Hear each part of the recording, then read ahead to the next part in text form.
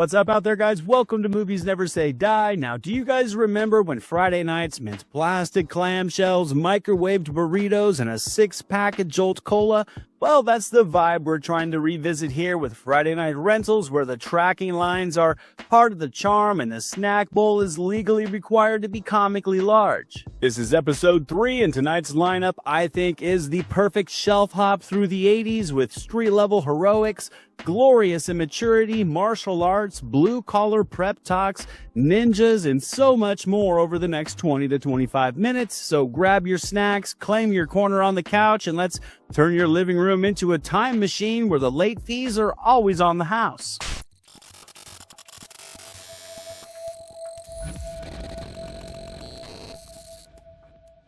First up is Hero at Large from 1980, pure weekend on the sofa comfort where John Ritter plays a struggling New York City actor hired to wear a superhero suit for a promo and accidentally thwarts a mugging, causing the city to suddenly want him to be the real thing. It's a movie that's low on spandex, high on heart, and one of those cable-era finds you stumble onto, grab a snack, and finish with a smile. Now, the charm of Hero at Large really sneaks up on you like a late-night cable find, a movie you never planned to finish, yet end up rewinding to see your favorite bits again.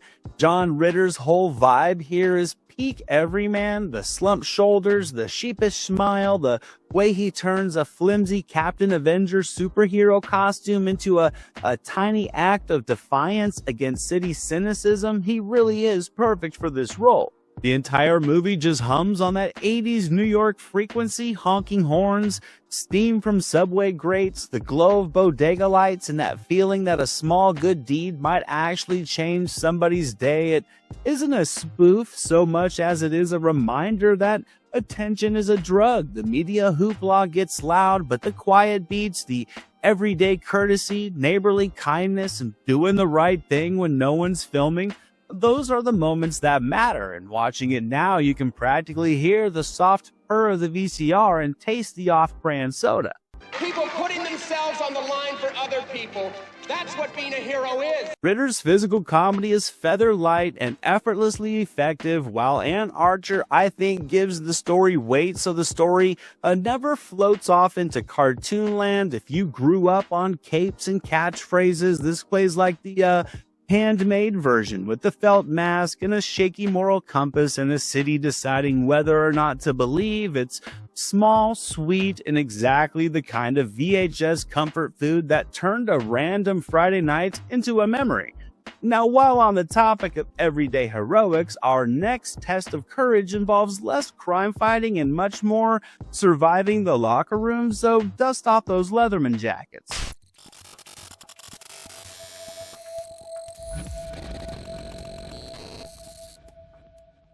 We're rolling into Porky's from 1981 next. This one was pure sleepover contraband. You got Dan Monahan and the Angel Beach crew plotting revenge against a swamp bar tyrant while tripping over their own hormones. It's indelicate, chaotic, and somehow still sweet. Despite it being a sneak rental, you had to have your friend's older brother grab you for an extra $5. Now, for a certain generation, Porky's wasn't just a movie. It was that ghost tape that lived behind the family-friendly clamshell in your movie collection. Mine, personally, was kept in a slipcover for Sports Illustrated's greatest highlights of the Super Bowl, and really what keeps it from being just wall-to-wall gag reels is how shaggy and sincere it feels about friendship and humiliation, those eternal high school electives that you weren't given an option for. Why do they call you meat? Because you're so big? Yes, the jokes go broad and spicy really quick, but there's a weird warmth buzzing underneath all the pranks, like a pet band trying to play the blues. You remember the laughter, sure, but you also remember those warm, swampy Florida nights, the neon from the bar sign, and the way teen bravado crumples the second an adult calls the bluff. The performances are perfectly unvarnished. Every victory feels like it was duct taped together 5 minutes before homeroom, and that scrappy energy is why the damn movie still clicks all these years later. Watching now, you can practically hear a room full of friends try not to wake up someone's parents from joking around while watching. It's messy, it's noisy, and occasionally sweet in spite of itself, the cinematic equivalent of sneaking out, getting caught, and laughing about it years later. Now, after all that detention, locker room panic, and late night scheming, we're going to shift to a different kind of group project in this next rental gym. So grab that hard hat and a coffee, because this next shift is all about teamwork on the factory floor.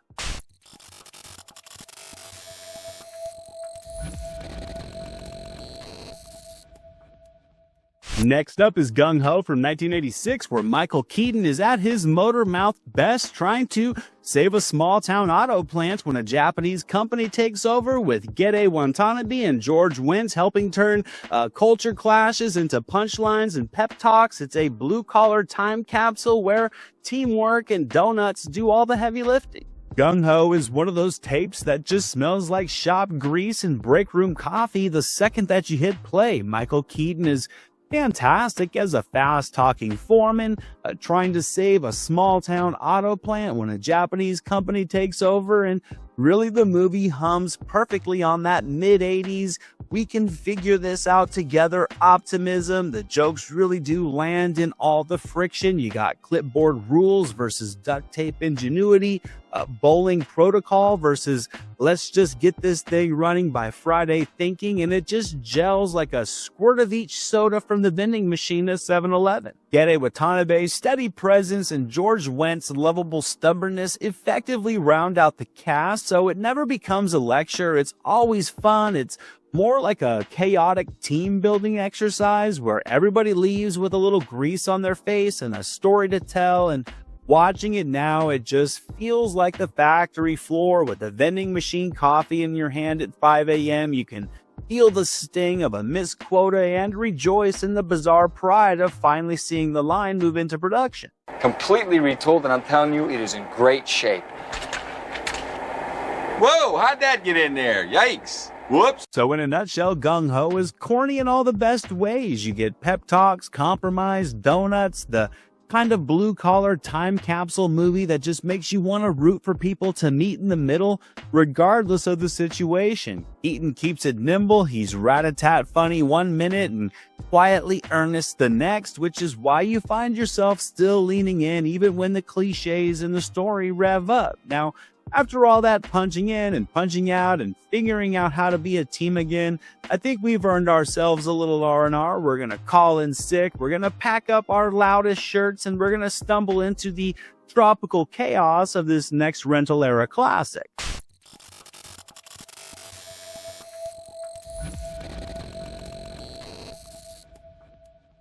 Now, in terms of 80s comedies, many would consider 1986's Club Paradise to be peak call-in sick and day drink energy, as Robin Williams lands himself in the Caribbean running a ramshackle resort with Peter O'Toole and a murderer's row of SCTV alums while guests chase the world's least all-inclusive vacation. This movie is sunburnt, silly, and just perfect background noise. Now, there really is a whole subgenre of 80s comedies out there that feels like someone won a radio contest to direct a movie, and Club Paradise is one of the crown jewels of that subgenre. Robin Williams washes up in the Caribbean and somehow ends up co-running a Club Med-style resort. It's perfect cinema fuel for a feel-good comedy, complete with the parade of SCTV and Britcom ringers who just kind of drift through the story like sunburnt cruise guests who miss their shuttle. They said that you weren't fit to sleep with pigs, but I stood up for you. What'd you say? I said you were. All right. The jokes are hammock loose. You get busted plumbing, improvised entertainment, slapstick humor, and vacationers who wanted paradise but got paradise adjacent, sort of like a teenage boy getting some under the shirt but over the bra action.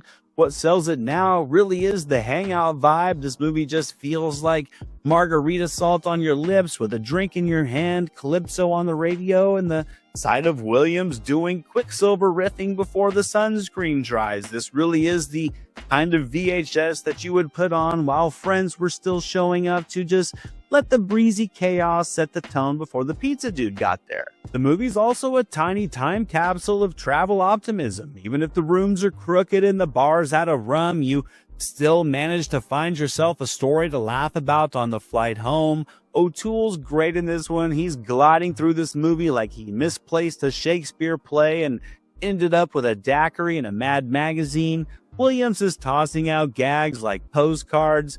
Eugene Levy and Rick Moranis almost steal the entire movie, and by the end, you're ready to book a vacation of your own. Now, in this next movie, we're swapping the beach towels and we're getting some badges and getting back to work. So pack up the floral shirts, get some clean piss from your little brother, and report to orientation because we're hitting the law enforcement training course in this next movie.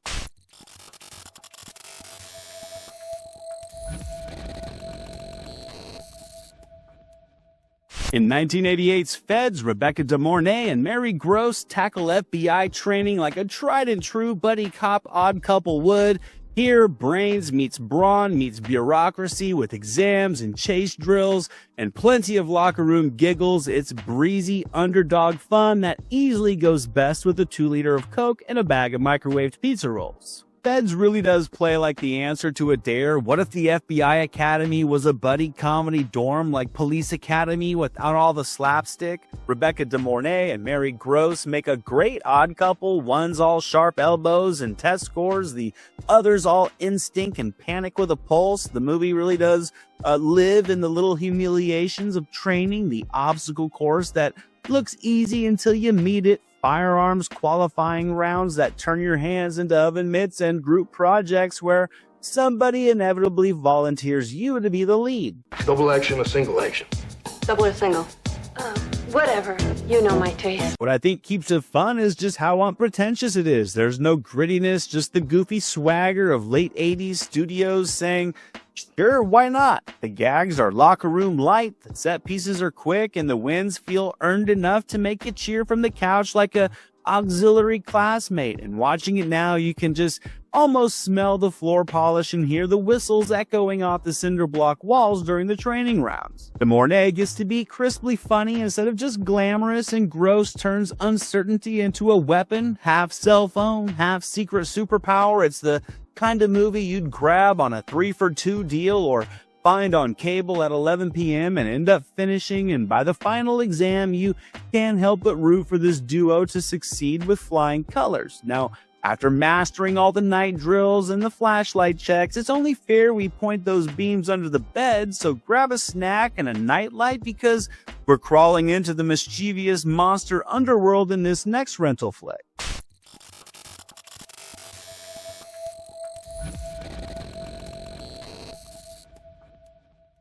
In Little Monsters from 1989, Fred Savage finds a portal under his bed, and Howie Mandel's Blue Menace turns school nights into chaos. Pranks escalate, friendships get tested, and the monster world turns out to be more heartfelt and horrifying in a little flick that kinda felt like a Nickelodeon slime bucket dumped directly onto your childhood. Now, there's kid logic and then there's Little Monsters logic. That's the kind that says if you unscrew the bed bolts and crawl into the dark, that you might just find the best after-school club in the world. Fred Savage is great in this movie. He really does nail that late 80s latchkey vibe, bike on the lawn, homework, and an unfinished glass of Sunny D somewhere, and curiosity everywhere, while Howie Mandel's Maurice feels like that chaotic older cousin who snuck you a beer and gave you bad ideas, like telling you no one would notice just one adult rental on the cable bill. Spoiler alert, they will, and they did. The monster world here is a sticky-fingered arcade of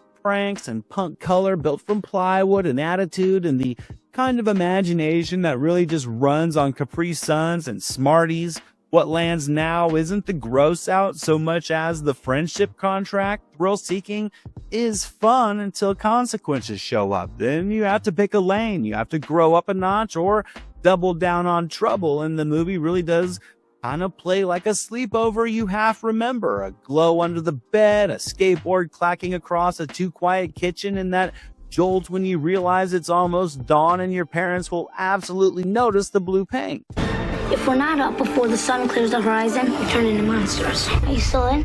I'm in. The effects overall, I think, have that fun handmade charm, rubber, sparks, and smoke machines working overtime, which only deepens the nostalgia. And Savage, as I said, I think he easily sells the brave because I have to be turned, that pivotal moment every kid movie secretly builds towards. It's messy, it's mischievous, and charming enough to deliver a fun nostalgia rush, but childhood only shields you for so long because when the sun comes up, the games can stop quickly, like in this next movie. So pack away the pranks and tuck in the flashlight. It's time to trade the monster lore for some survival lessons.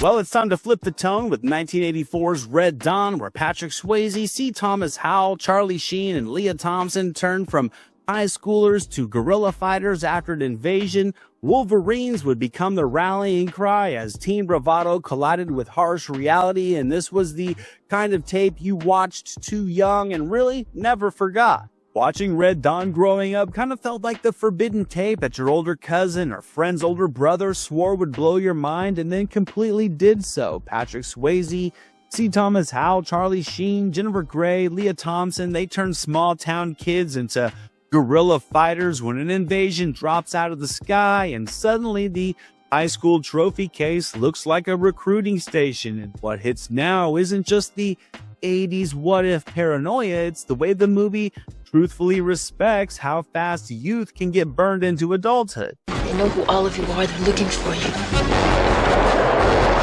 You're 40 miles behind enemy line. The mountains become a crash course in responsibility, rationing food, losing friends, and learning that bravado doesn't keep you warm or alive. Swayze's big brother, Gravity, really does anchor the group, while Thompson and Gray add a defiant steadiness, one that I think keeps the Wolverines' rally cry from feeling like pure fantasy. You're going to remember the snow, the makeshift camps, the chalk scratch maps, and that particular kind of silence that movies just don't really use much anymore. Red Dawn is earnest and often blunt, but you can see why it was imprinted on a generation, one that passed the same VHS tape around like you were letting someone else into the club. The action is really rough-edged and practical. You got squibs, dust, dirt, and drop-and-run tactics instead of invincible heroes, with the losses landing much harder than you'd expect when you're holding a big bowl of popcorn. And by the time the end credits roll, the room certainly will feel a bit heavier, which is exactly why this next movie really lightens the mood with Therapy by Toy Aisle. So shake off the grits, rev up the engines, and embrace the chrome optimism, because the dune buggies are waiting and the hero poses are mandatory.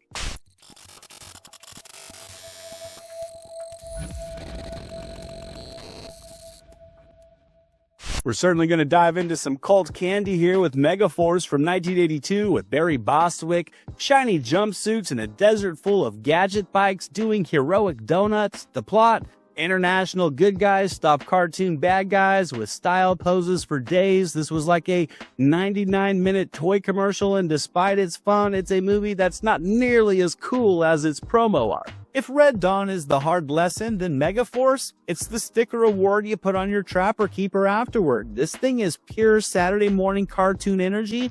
Barry Bostwick is running around and grinning like a cereal mascot while leading a squad of international good guys in shiny jumpsuits with gadget bikes that look custom ordered from the 82 Sears Wish book. The plot here is stop cartoon bad guys, but the real meal is the aesthetic: desert tan crashing into neon decals, bikes popping wheelies while firing rockets, and hero poses that last longer than most modern action scenes. You love them in blue and you love them in red, but most of all you love them in blue.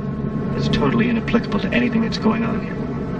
And it's dumb. It's unabashed toy aisle cinema where the physics are optimistic at best and the catchphrases come pre-laminated, and watching it now, you can just smell the hot plastic of brand new action figures being made and hear the rattle of a loose VHS tracking knob. You don't clock it for the realism, you clock it because it reminds you how fun it was to believe cool machines could fix complicated problems. Bostwick's golden boy charm, Perseus Kambata's steel, and Henry Silva's smirk give the cosplay more than enough swagger, and the matte shots and practical explosions sell the fantasy with a handmade sincerity. Megaforce is campy, it's cinematic candy, and it's the perfect post-grit palate cleanser, like an intermission of high-five cinema before bedtime. And since we're already suspending disbelief, let's really test its tensile strength and trade the dune buggies for a pommel horse, swap the jumpsuits for a leotard of diplomacy, and flip headfirst into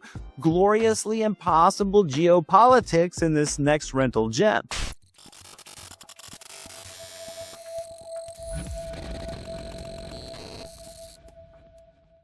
1985's Gymkata was a little movie that dared to ask a big question. What if Olympic gymnasts could solve political issues and fight ninjas in the process? Kurt Thomas flips through a deadly game in a far-off country, fighting villains with pommel horse precision. It's gloriously bizarre and exactly the late-night rental you laughed at with your friends, even though you secretly thought it was sort of cool. Now, some movies ask for your disbelief. Gymkata takes yours, folds it into a paper airplane, and throws it off a bridge. Kurt Thomas, an Olympic gold-level real-life gymnast, plays a covert agent sent in to win a deadly obstacle course contest in a far-off country where foreign policy is basically survive the village. The pitch is really right there in the title. Gymnastics plus karate equals diplomacy by pommel horse, and yes, the infamous town square sequence features a conveniently placed Ermid pummel that turns a mob scene into a floor routine with elbows and kicks. Plot-wise, there's espionage, ninjas, a beautiful princess, and a winner-takes-all game that decides geopolitical bragging rights, but beside all that, Gymkata now is just about the VHS fever dream. You get cliffside rope slides, courtyard flips, and henchmen who attack one at a time like they read the choreography memo, and watching it now, you can still kind of feel the carpet burn from practicing handstands in the living room, and you can still faintly hear your friend insisting, "No dude, this part is real." There is one chance for one man. Any questions? None. Thomas's straight arrow earnestness surprisingly sells all the nuttiness if you let it, and the stunt work just has that handmade charm. There's wide shots, real falls, zero irony. Gymkata is a cinematic curiosity. To some, it's a cult trophy, and it was that perfect sleepover double dog dare with friends to try not to cheer when the dismount sticks. Now, after all the improbable flips and the miracle mounts and the timed villains, let's check out the pros. It's time to trade novelty for bone-crunching impact and glass-shattering precision in a movie many consider to be the launching pad for the girls with guns subgenre.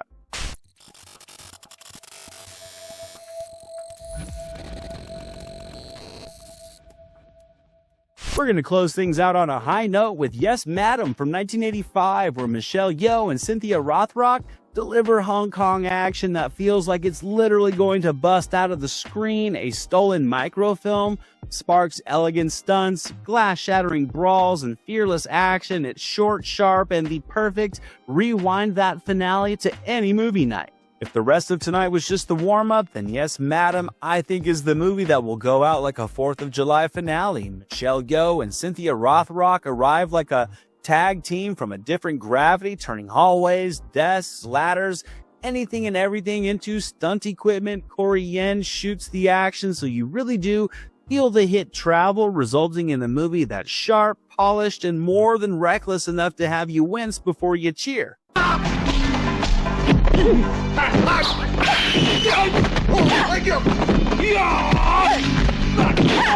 The plot's a classic Hong Kong tangle, stolen evidence, slick gangsters, a trio of hapless thieves in way over their heads, but really the story is in existence just to hustle you from one glorious bout of impact calculus to another. Yeoh's elegance meets Rothrock's blunt force precision, and when they converge, nothing within reach is safe, and it's a visual delight. You'll remember the office brawl like a rite of passage, shattering panels, airborne kicks, and at electric moments when both leads decide they've had enough of loopholes and niceties and unleash frenetic chaos. I think it's the kind of finale that rewires your definition of fight scene, then signs it with a freeze frame smirk. And watching it now, you can feel that rental store thrill of discovering a new corner of the world on a random weekend, the import box art, the names you can't wait to seek out, and that sense that action really can be poetry written in bruises.